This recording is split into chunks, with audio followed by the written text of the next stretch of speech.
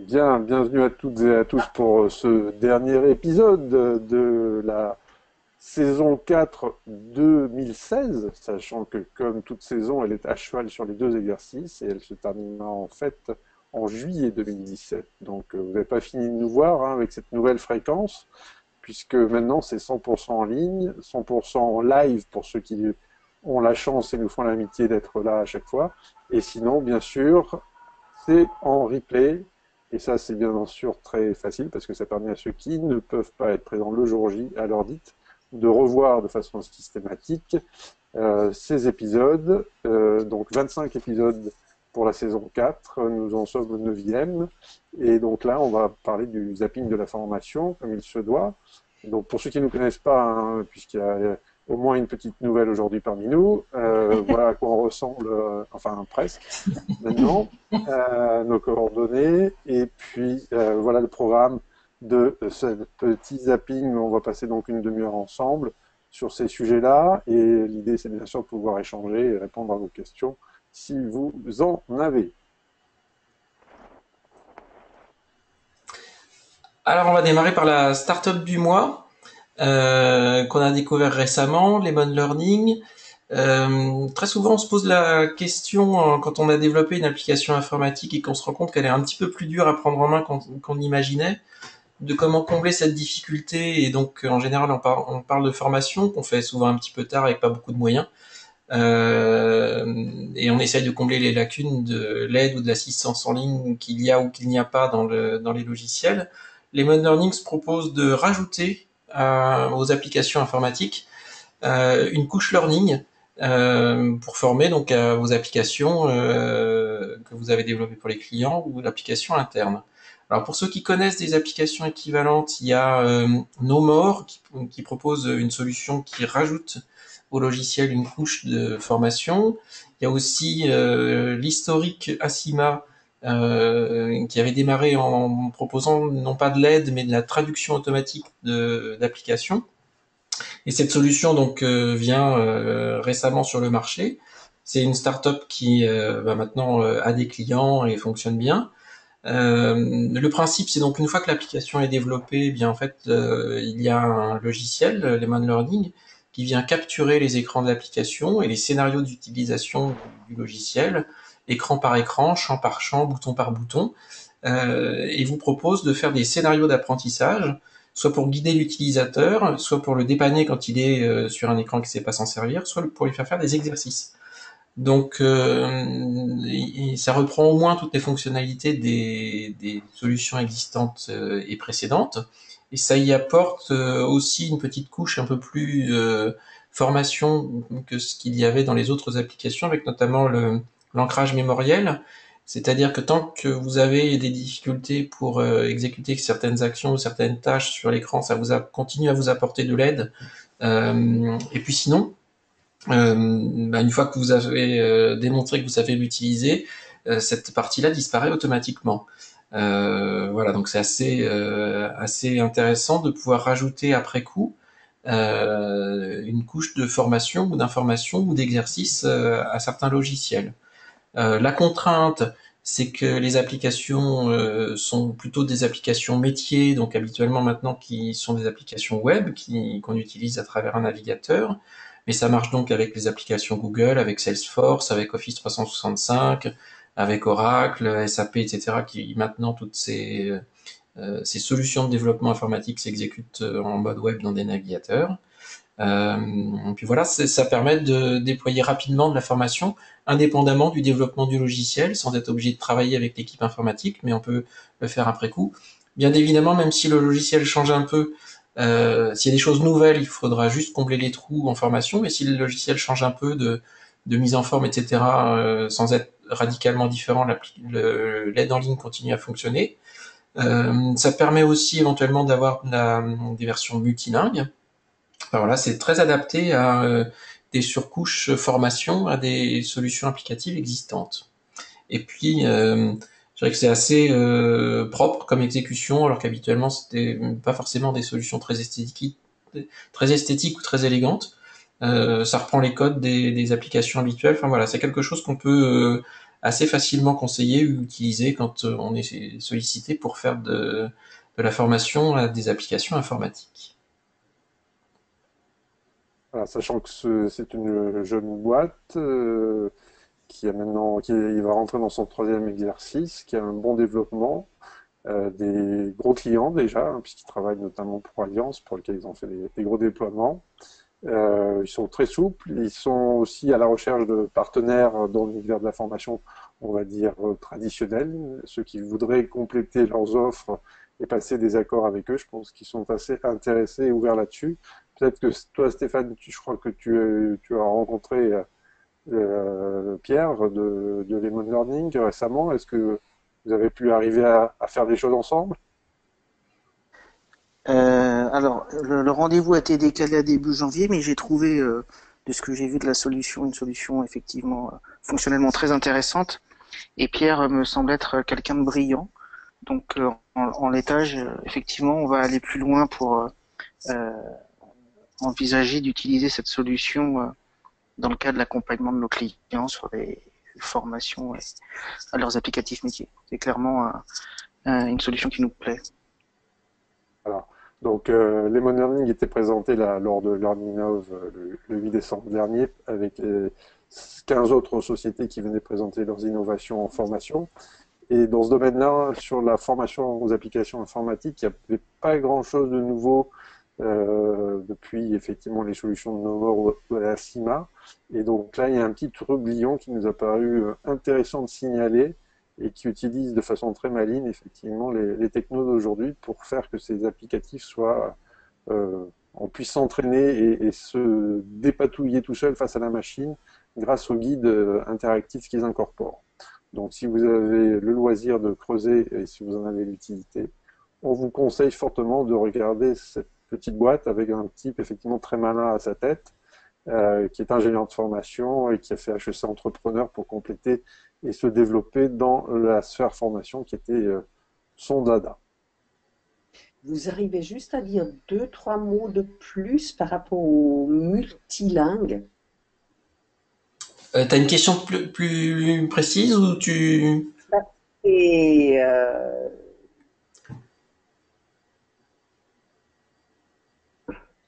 par la force des choses, j'imagine que ce qui ressemblerait à des captures, on les refait de toute manière. Euh, Alors là, l'intérêt justement, c'est que ça ne fonctionne pas comme ce qu'on a l'habitude de faire quand on fait des tutoriels, comme quand on utilisait Juliette Builder ou Captivate, etc., où on fait des captures d'écran, des screenshots d'écran. Ici, en fait, comme c'est une application web, le logiciel Lemon Learning sait tout à fait combien il y a de champs à l'écran, quelles sont les étiquettes de texte, le libellé des boutons, etc. Donc on ne fonctionne pas en capturant l'écran, mais en fait le logiciel capture la structure de l'application et tous ses champs. Donc c'est pour ça que je disais que si par exemple l'application change par exemple et que là sur l'exemple de la copie d'écran, l'ordre ou l'agencement des champs changeait pour des questions esthétiques et ergonomiques, il n'y a pas besoin de refaire le didacticiel, puisqu'en fait, on ne rejoue pas l'application à travers des captures d'écran, mais c'est l'application qu'on utilise, et c'est l'aide et le logiciel d'apprentissage qui vient en superposition de l'application au-dessus. Alors, c'est un fonctionnement qui est similaire aux deux autres solutions qu'on a citées, Nomor et Acima, qui sont antérieures, et ça reprend le même principe. Et donc, de ce fait, on peut tout à fait associer à Lemon Learning un dictionnaire de termes et d'expressions dont on a des traductions en plusieurs langues. Et donc ça peut permettre soit de traduire le logiciel qui n'a pas de version traduite, soit d'avoir de l'aide en ligne en plusieurs langues. ok. Voilà, je ne sais pas si ça répond à la question. Si, si, Très c'est bien. bon. C'est très J'avais important. On ne capture pas l'appli, on Éventuellement, s'interface avec. Voilà. Je peux poser une question? Bah Je sais oui. pas si vous m'entendez. Oui. Est-ce que si j'ai bien compris, ça, l'apprenant, il a accès à ça depuis l'application avec un espèce de plugin type aide en ligne qui se rajoute à l'application, c'est ça? C'est exactement ça. C'est exactement ça. En fait, tu sais que quand tu es sur certains sites, des fois tu as un petit pop-up en bas de l'écran qui te propose de dialoguer avec quelqu'un en chat, etc. Ah ouais, ouais, ouais, Tu j'ai vu vois. ça. Ouais. Donc quand tu es dans une application web qui joue sur un navigateur, en fait, tu peux ajouter à ton navigateur ou à l'application des petits plugins de ce type-là. Et là, ça fonctionne exactement pareil, c'est-à-dire que le plugin en permanence, tu l'actives ou tu le désactives et il observe l'écran sur lequel tu es et ça mémorise ton niveau d'apprentissage hein, avec le côté ancrage mémoriel et Ouais. ça s'adapte à ton niveau d'utilisation du logiciel pour te donner la bonne information pour t'aider à t'en sortir. Ouais, c'est vraiment sympa. Oui, c'est contextualisé en plus et adaptatif. Exactement. Wow, chouette. Voilà, donc c'était la start-up du mois, parmi d'autres, bien sûr. Ouais. Toujours sur le marché, la levée du mois. On est en train de battre des records dans les investissements dans la tech, comme on dit maintenant. Vous savez que le dernier investissement un peu lourd dont on a parlé, c'est la levée de fonds de Corp Academy, hein, spécialiste des MOOC, avec la montée par Jean-Marc Tassetto, ex-directeur général de Google. Et bien là, on fait mieux puisque Skill You, qui s'appelait auparavant Euroformat 10, vient de lever 21 millions d'euros pour se développer. Skill You, en fait, c'est une dizaine d'écoles spécialisées dans des métiers aussi variés que les métiers de la coiffure, que les métiers du web, que les métiers de l'agricole aussi. Bref, il y a une dizaine d'écoles spécifiques qui existent et qui se sont développées depuis des années, tout simplement comme l'a fait le CNED, dans une logique d'enseignement à distance, de cours à distance. Donc en gros, vous receviez par la poste vos cahiers, vous renvoyiez vos devoirs par la poste, vous étiez corrigé et vous récupériez vos devoirs par la poste. Et donc cette boîte-là a été rachetée récemment et c'est l'ancien directeur général de Monster Europe du Sud qui est président de ce groupe maintenant. Et donc lui, il s'est à fond sur tout ce qui est, on va dire, digital learning désormais. Et donc, il a levé des fonds pour pousser ça à fond. Ça représente à peu près 70 000 étudiants chaque année. Alors, étudiants, ça peut être de la formation initiale, mais c'est aussi beaucoup de reconversion professionnelle. Donc, là aussi, on voit l'enjeu qu'il y a derrière ces nouvelles modalités, qui est de concurrencer quelque part l'enseignement supérieur traditionnel. Voilà, donc allez voir Skill New. Certains connaissent une ancienne participante des Learning Happy Hours qui s'appelle Gaëlle Féchant-Garnier. Eh bien, c'est elle qui est en charge de la pédagogie de cette activité aujourd'hui et qui pilote donc et assiste les directions des 10 écoles sur toute l'ingénierie et le déploiement de ces nouvelles solutions.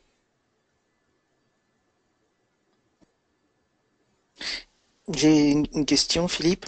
Est-ce que les 10 écoles spécialisées étaient déjà regroupées entre elles avant la création de Skill New ou est-ce que elles se sont fédérées depuis la levée de fonds? Non, elles existaient déjà.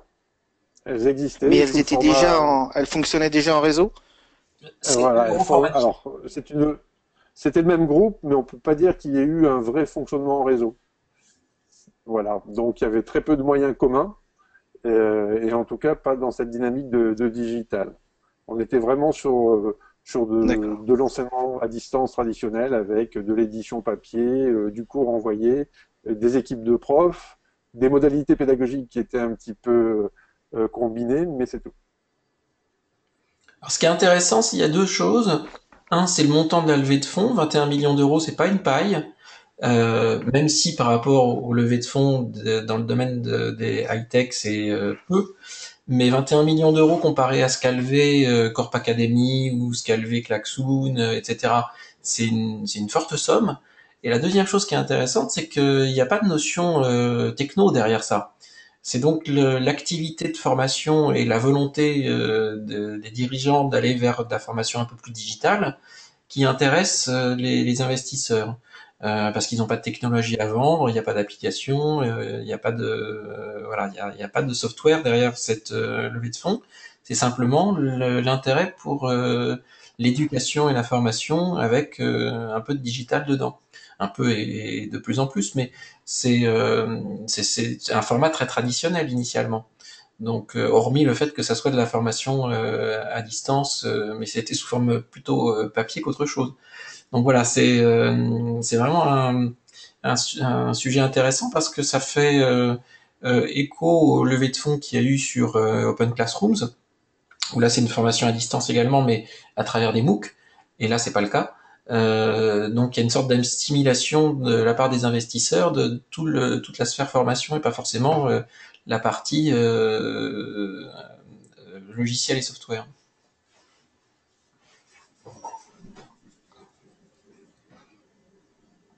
Autre point?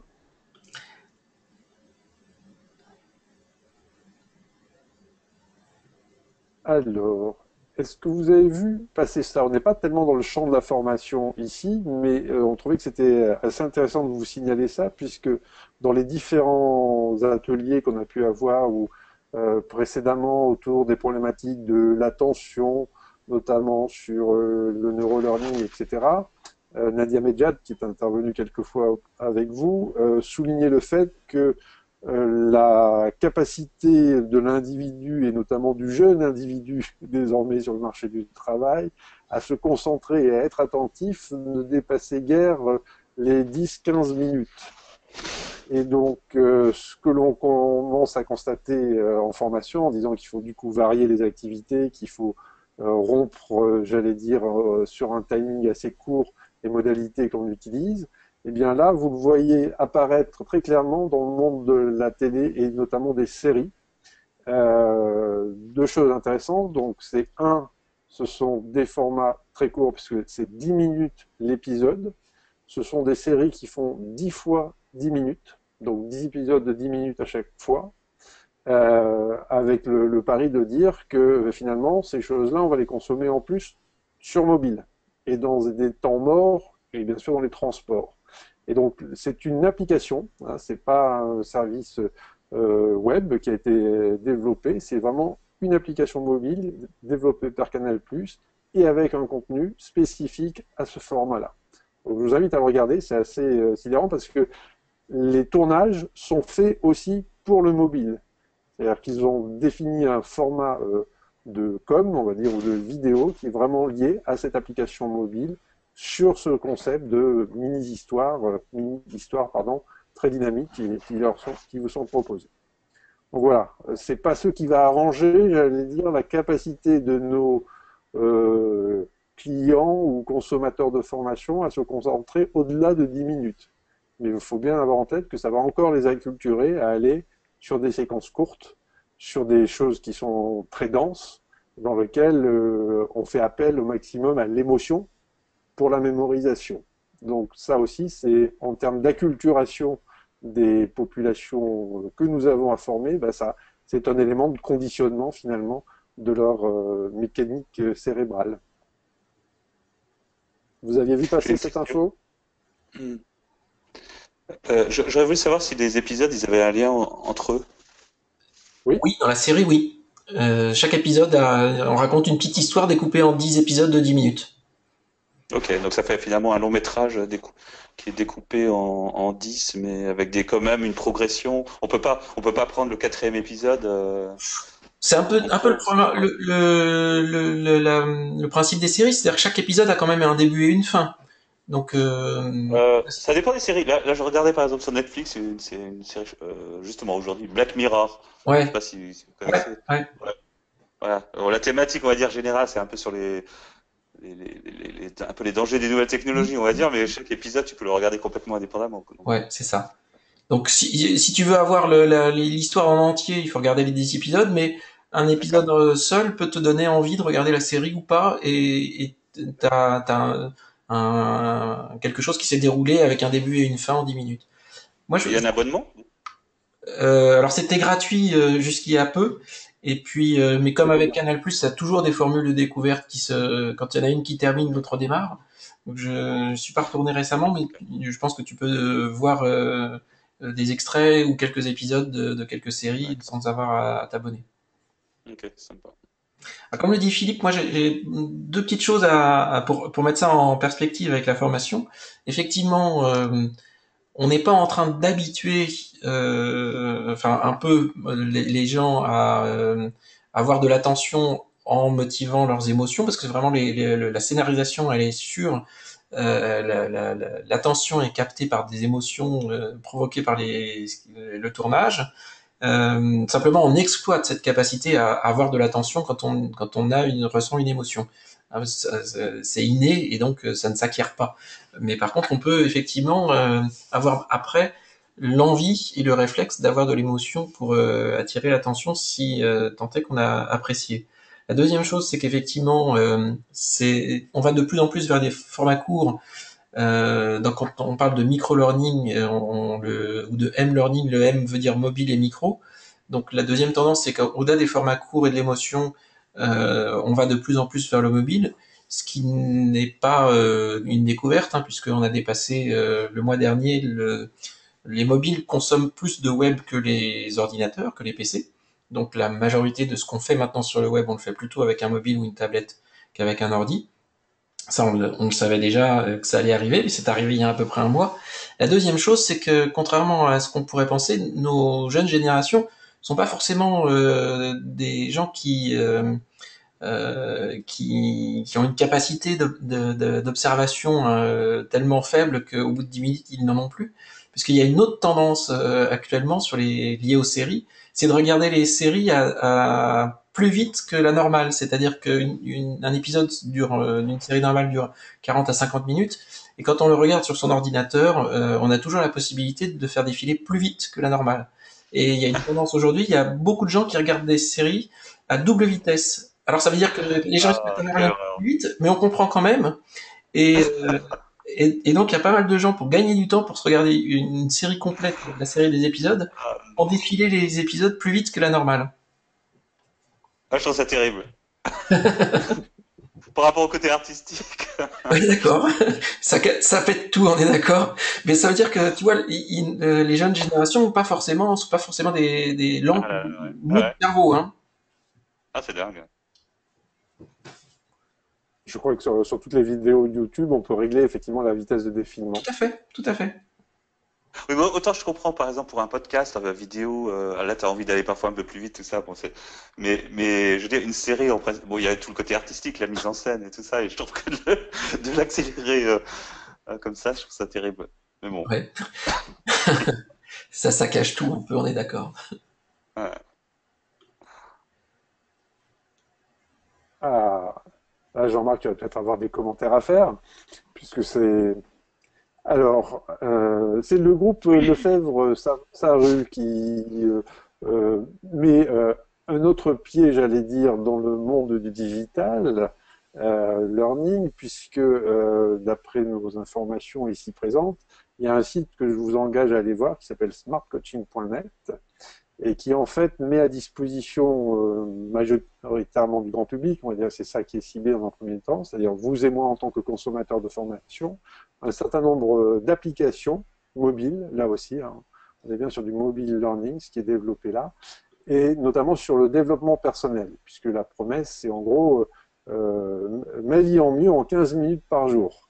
Donc 15 minutes à consacrer à une de ces applications par jour pour apprendre à mieux gérer son temps, à mieux gérer sa marque personnelle, à être mieux dans ses pompes avec le mindfulness, bref, tout un tas d'applis. Il y en a peut-être un petit peu moins d'une dizaine pour l'instant, mais apparemment c'est en train de s'enrichir assez rapidement.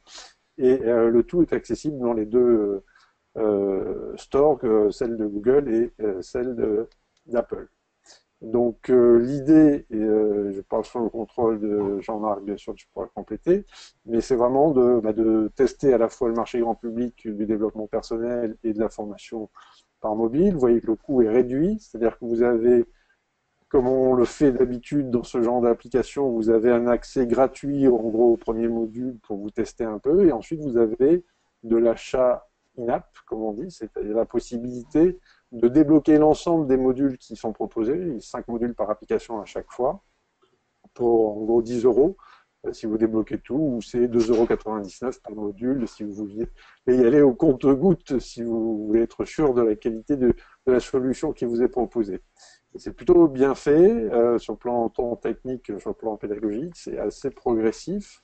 Ça permet effectivement de faire son petit diag quand on fait gestion du stress, de regarder un peu comment tout ça peut fonctionner. Vous avez même un module sur la rupture conventionnelle. Vous pouvez vous préparer à négocier avec votre employeur. Il y a tout ce qu'il faut derrière. Il y a des choses aussi sur l'immobilier. Enfin, il y a voilà. On parle vraiment à l'individu, sachant que pour certaines applications comme gestion du stress ou gestion du temps, ce n'est pas encore précisé de façon détaillée sur le site, sur le business model, mais on est incité en tant que responsable formation d'organisation à pouvoir acheter de la licence en volume pour ses collaborateurs. Donc l'idée, c'est on est à la fois dans la formation et dans la mise en œuvre, d'où l'idée de coaching, je pense, qu'il y a derrière. Et voilà, je vous engage à voir aussi, à télécharger quelques-unes des apps pour tester ça.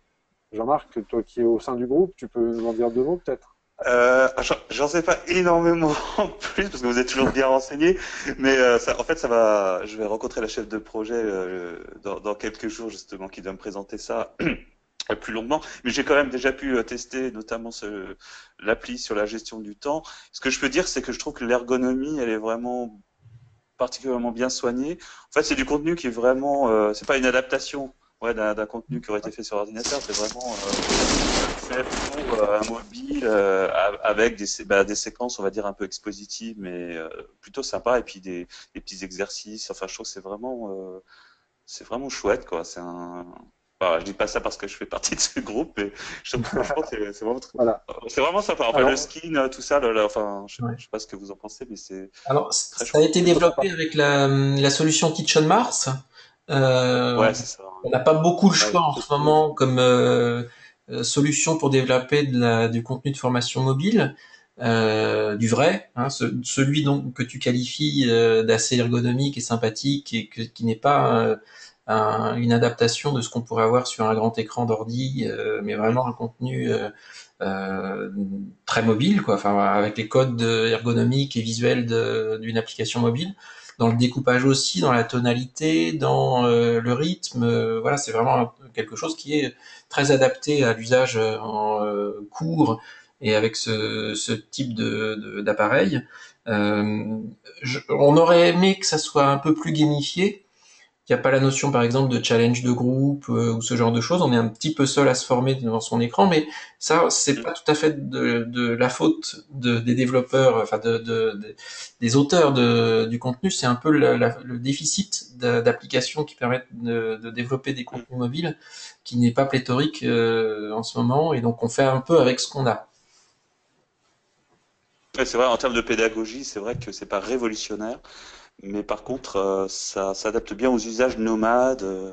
Voilà, j'ai un petit moment, j'ai envie de me former, je sais pas, j'attends chez le dentiste ou alors chez un client. Ben voilà, je peux utiliser utilement mon temps. Et c'est d'une façon sympathique. parfait. Le contenu est bon. J'ai une Ok. question, Oui.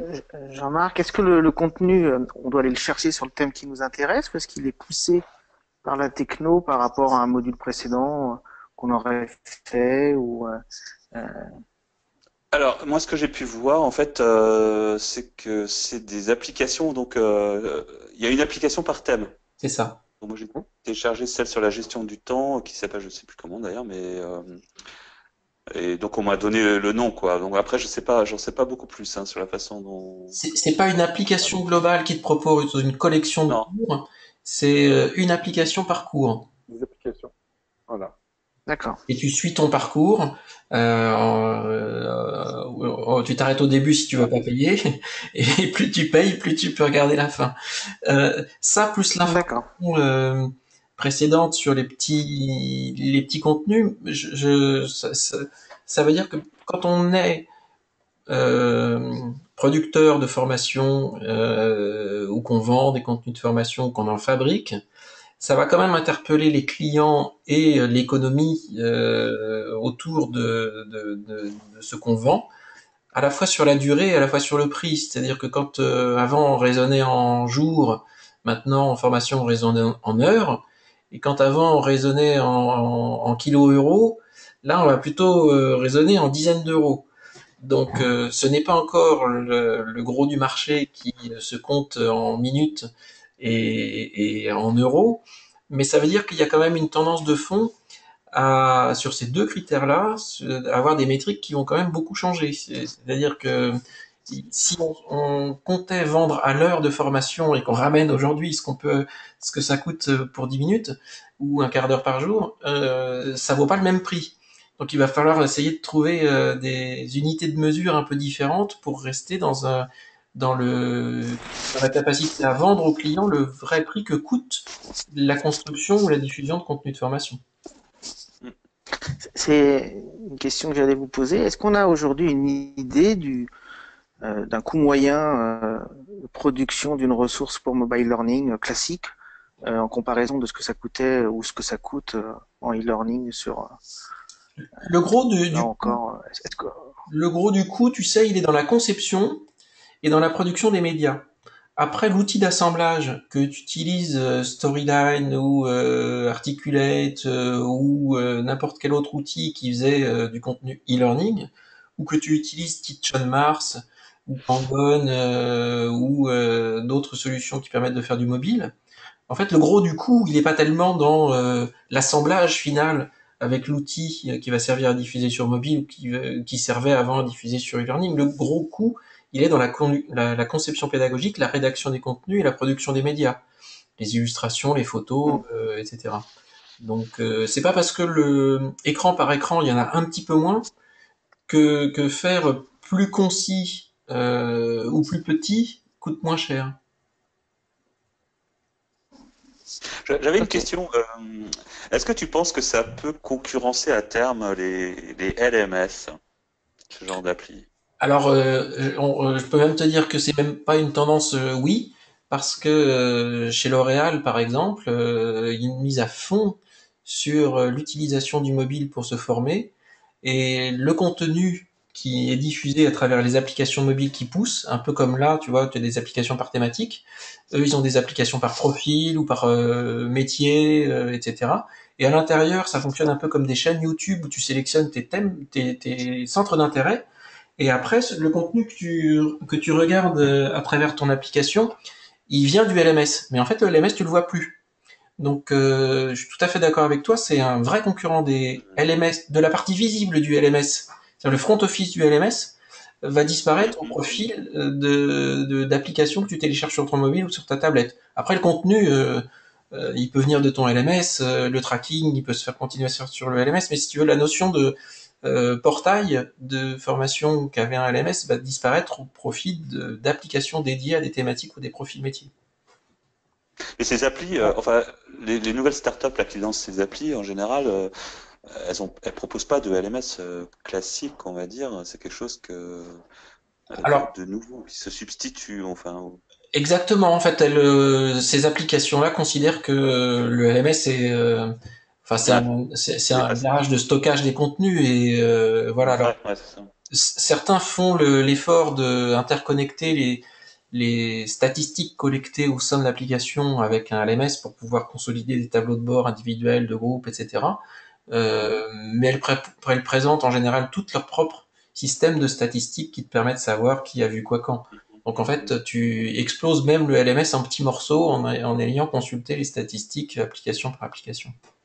Ouais. Et inversement, il y a des LMS qui produisent maintenant des applis. Je pense à 360 Learning là, qui a sorti une version bêta que j'ai pu tester, qui est plutôt bien faite, Tout qui à va fait. pas aussi loin, je pense, en termes de gamification peut-être, et normalement qui doit sortir dans les semaines qui viennent, la version commerciale. Les LMS ont compris, si tu veux, que s'ils ne...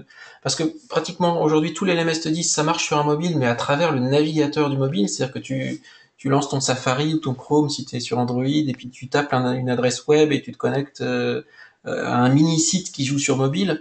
En fait, personne ne veut Mhm. plus faire ça sur son mobile, et tout le monde veut Mhm. utiliser une application avec une ergonomie un peu plus fluide pour pouvoir faire des sweeps de droite à gauche, etc. Que tu Ouais, peux c'est pas faire ça, à c'est ce qu'a travers le fait navigateur. 360 Learning. Ouais. Et donc, les LMS ont tout à fait intérêt à avoir un front office que tu peux télécharger sur ton mobile pour avoir une ergonomie d'application.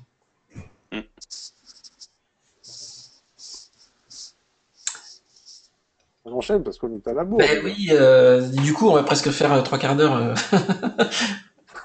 Alors, Alors, juste pour revenir rapidement, si vous voulez voir quelques souvenirs de LearnInnov du 8 décembre dernier, en tant qu'abonné donc au Learning Happy Hours ou de passage à titre exceptionnel pour ceux qui nous rejoignent aujourd'hui, vous avez sur ce slide l'accès, en gros, vous pouvez revoir les 16 pitchs des entreprises qui ont pris la parole et présenté leurs innovations lors de LearnInnov le 8 décembre au hub de BPI France.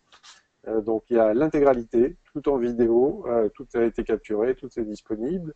Et puis vous pouvez retrouver aussi les slides des 16 ateliers thématiques qui ont été présentés par nos intervenants, donc avec des choses, je vous le rappelle, sur par exemple le storytelling en formation, sur le neurolearning, bien sûr, avec Nadia, mais aussi sur l'usage des robots et des bots en formation, enfin des choses très, très intéressantes sur l'adaptive learning, bien sûr. Nous, on reviendra dessus, hein, puisqu'on a un épisode que l'on a dû décaler et qu'on reprogrammera en 2017 sur ce sujet-là.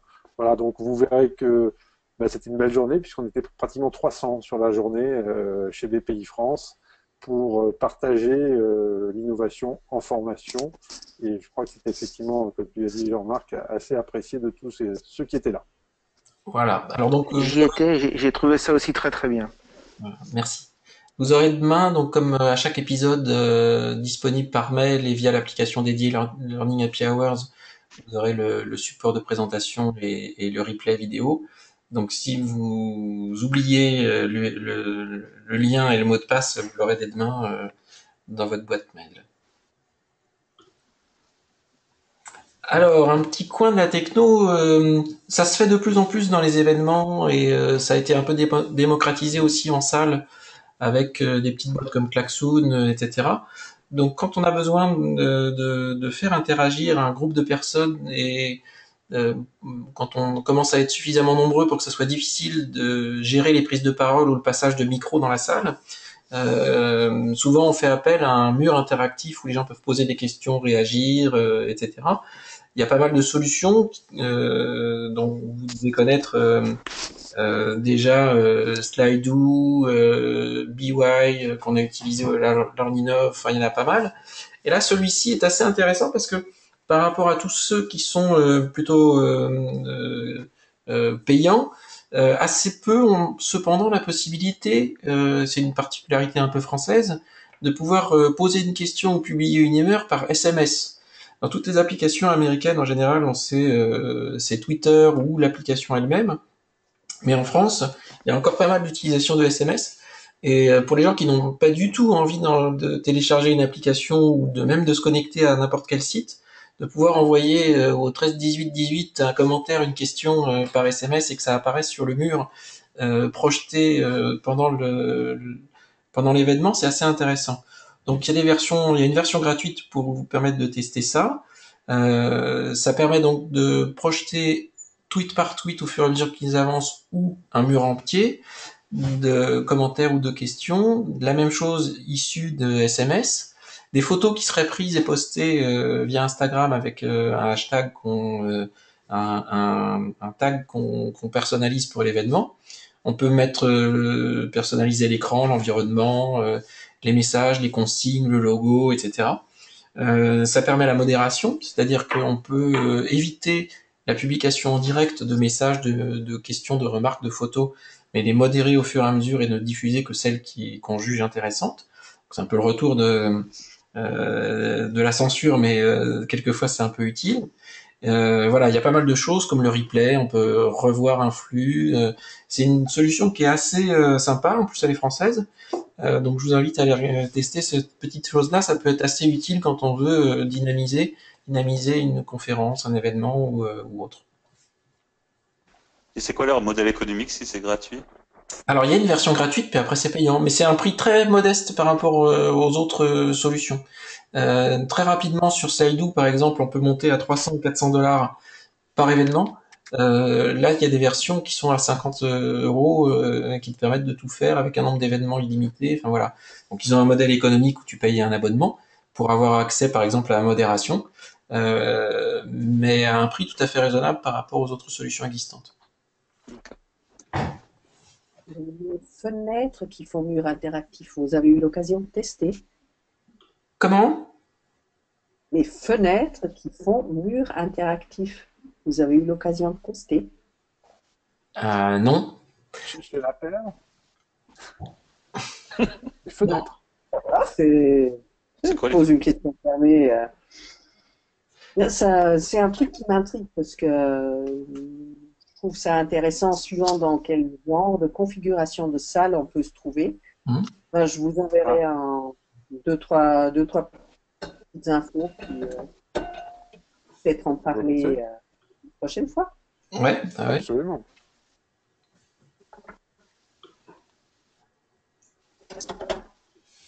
Alors, un peu de lecture. Entre Noël et le jour de l'an, vous avez du temps, forcément.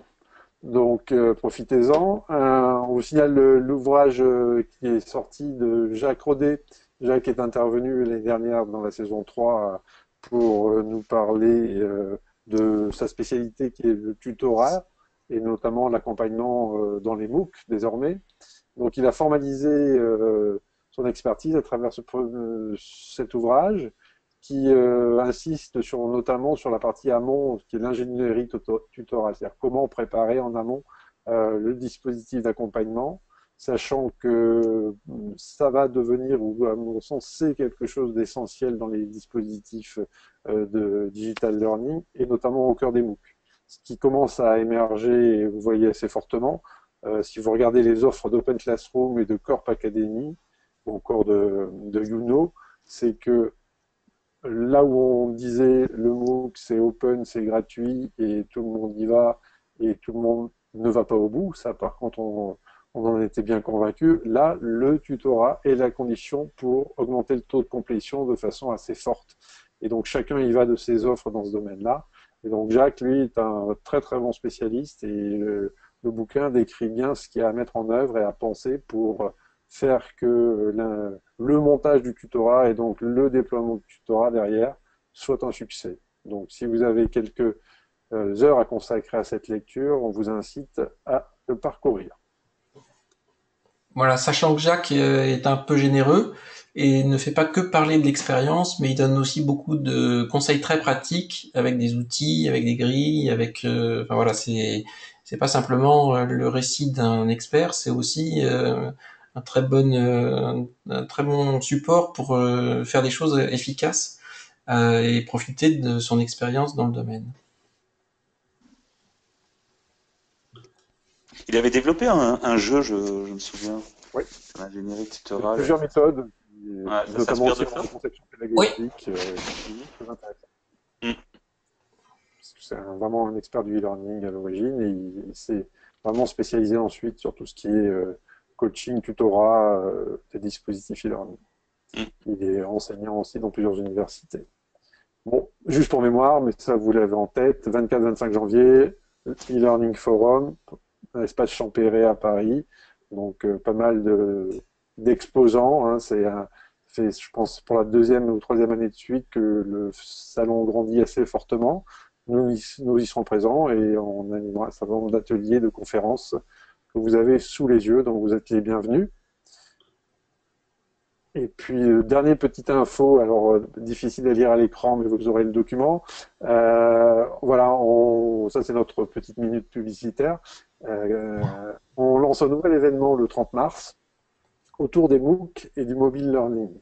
Donc, le MOOC et Mobile Learning Meeting, l'idée c'est en 2 fois une demi-journée, hein, une demi-journée consacrée au MOOC et une demi-journée consacrée au mobile learning, c'est d'essayer de répondre aux questions qui sont listées ici, c'est-à-dire quelque chose de très pratique, très concret, sous la forme d'une conférence mixée à un barcamp et mixée à de la capitalisation derrière. L'idée, c'est de vraiment que nos participants ressortent de là avec les clés pour faire et savoir-faire derrière un déploiement de MOOC efficace ou de mobile learning efficace. Donc on aura pas mal d'experts du domaine qui seront présents. Non, pas mal de témoignages d'entreprises également. Et on fait ça donc le 30 mars 2017. Et vous aurez l'adresse incessamment sous peu bientôt. Waouh, ça donne envie. Alors le format est un petit Ouais, peu, ouais, et c'est qu'on essaye d'expérimenter toujours, enfin pas d'expérimenter, mais de faire des choses qui sortent un peu de l'ordinaire. Donc il y a le format conférence du Digital Learning Day, le format atelier d'expérimentation avec LearnInov. Là en fait, ce qu'on veut, c'est que le livrable de ces deux demi-journées, chaque demi-journée comme livrable, il y aura un livre blanc. Livre blanc qui est le résultat des échanges de chaque demi-journée. Habituellement, on a la restitution de ce qui a été préparé avant, mais tous les échanges, des questions-réponses, etc. sont un peu perdus. Là, c'est pour ça qu'on est dans le format barcamp et capitalisation, c'est-à-dire que à la fin de la journée, le lendemain ou à 1 ou 2 jours près, on aura un livre blanc formalisé avec une structuration et une synthèse des questions-réponses, et puis des sketch notes qui seront faits en direct et finalisés après pour être propres et utilisables, et tout ça réuni sous forme d'un livre blanc structuré qui sera exactement la restitution des deux demi-journées.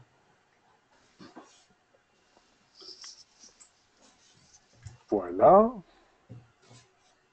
Et donc d'ici demain, comme vous l'a dit Philippe, vous recevrez dans vos boîtes mail l'accès au replay de cet épisode, les slides de cet épisode avec les adresses cliquables des différents sites dont on vous a parlé, et bien entendu l'accès privilégié à la mémoire de LearnInov 2016.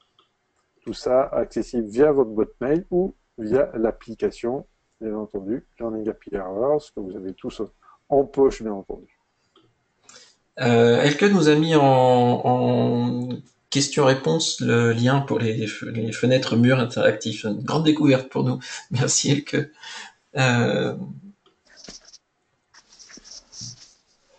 Voilà, et donc il ne nous reste plus qu'à vous souhaiter très bonne fin de journée et surtout une bonne fin d'année, puisqu'on se reverra l'année prochaine pour l'épisode 10, comment et pourquoi monter un Learning Lab.